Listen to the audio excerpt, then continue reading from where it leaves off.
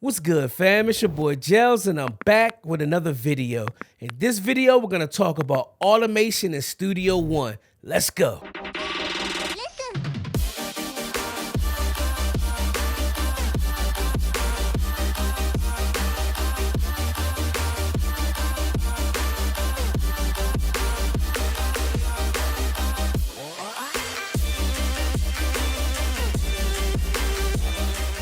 Like I said, family, in this video, we're going to talk about automation in Studio One. I know to a lot of engineers, especially new engineers, artists, automation seems like a very, very hard thing to do, but it's not that difficult, especially in Studio One. So enough of me talking. Let's head over to the computer and get to work. All right, fam. So like I said, automation is very, very easy inside of Studio One. So we're going to go ahead and dive into it. So in order to see your automation, you're going to come up here to your menu and you're simply going to hit this right here, or you can hit A on your keyboard. That'll show you the automation. As you can see, there's no automation going on right now, so there's nothing happening. Also here, you could select whether you want to see the volume or you want to see the pan automation. We're just going to stick with the volume for right now.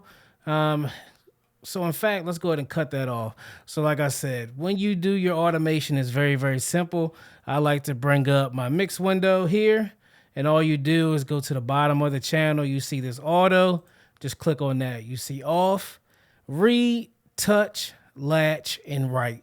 Today, we're gonna focus on the touch, and there's also latch. So with touch, what it does is it doesn't start the automation till you actually touch the fader or touch the object that you want to automate, but then it takes it back to its original state. You guys will see when we're dealing with the volume fader, once I touch this fader and drop it down, it'll shoot it back up once I'm done with the automation. So I'll pull it down, I'll let it go, and it'll shoot back up to its original state, which is great. And the latch is basically wherever I move that fader, that's where it's gonna stay, which can be good, but I kind of like the touch method because it always puts me back to where I have my 0 point. So that's what we're gonna do today.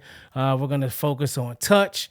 And all we got to do once we hit play, now that we have this on touch, the automation is going to begin. So let's go ahead and show you the automation right here.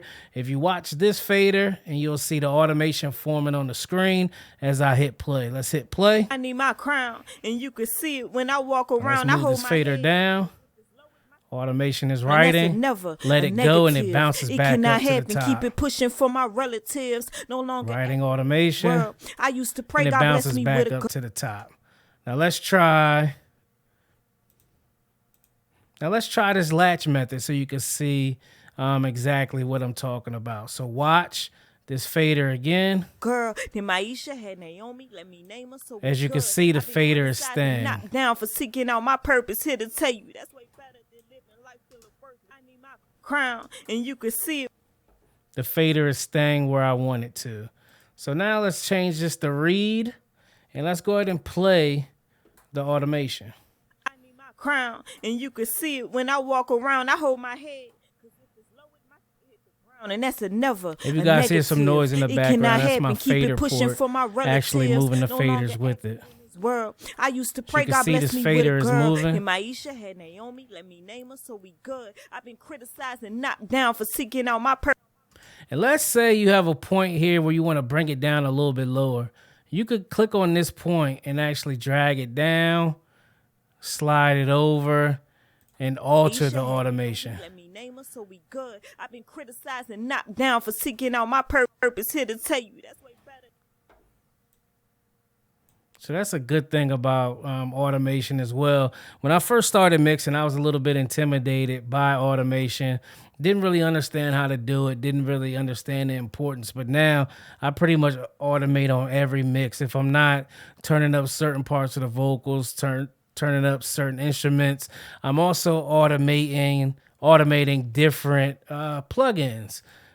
So what we're gonna do right now, let's go ahead and bring in a plugin so you guys can see exactly what I'm talking about here.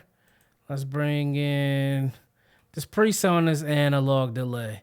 And as you can see, this has the same read, write, touch, latch, and all that kind of stuff as this fader did. So let's cut this off.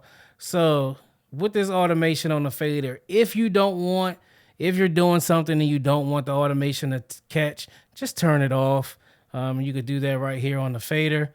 But like I said, we're gonna leave it as read, so it can read exactly what I did. When I walk around, I hold my head. All right, so now let's get into this analog delay. I like to start with it, of course, bypass, because I don't want it to engage while I'm playing. And in fact, let's turn this off for right now. We'll turn it back on here shortly so I can show you both automations working at the same time. So like I said, I like to start with an effect off. So now when I want to automate, I'll just turn it on and then turn it off. So let's go ahead. We'll click touch.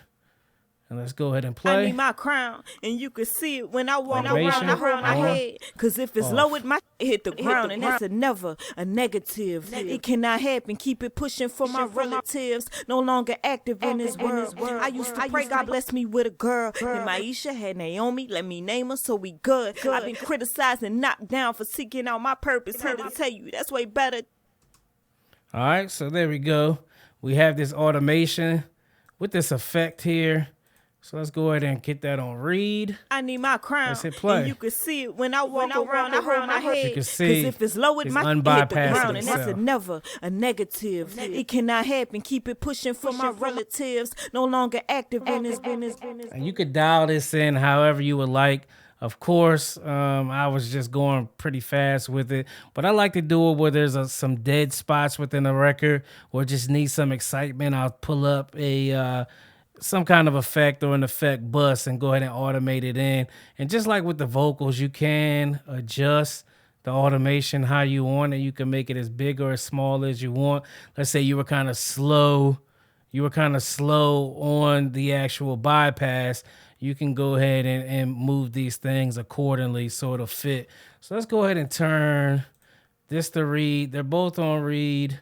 Let's go ahead and hit play. Crown, and you can see it when I walk around. I hold my head. As you can see, both of them are working simultaneous. That's never a negative. It cannot happen. Keep it pushing for my relatives. No longer active in this world. I used to pray God bless me with a girl. And Maisha had Naomi. Let me name her so we good. I've been criticized and knocked down for seeking out my. As you can see, this automation menu now displays all the automation we have. So since we added this effect, now this effect is in the window, so that's what it's showing. If we go back to the volume, that's what it's showing. And also, if we go to the pan, which we didn't pan anything, that's where it's going as well. So like I said, automation within Studio One is very, very, very simple. If you're not doing it, just give it a try, man. Trust me on this one. Give it a try. You won't be disappointed. It may take you a few times to get it right, but I guarantee you guys will get it right. Yes, sir. Like I said, automation in Studio One is not that difficult. When I first started engineering, I'm not going to lie, man, automation just seemed like this hard thing to do, this thing I would never be able to do. But automation is very, very simple, especially in Studio One. It's not that hard either. They make it very, very easy to navigate. So do me a favor, be sure to like, subscribe, and share this video. Also check out my website, mixedbygels.com, and I'll catch you on the next video. It's your boy Gels, baby. I'm gone.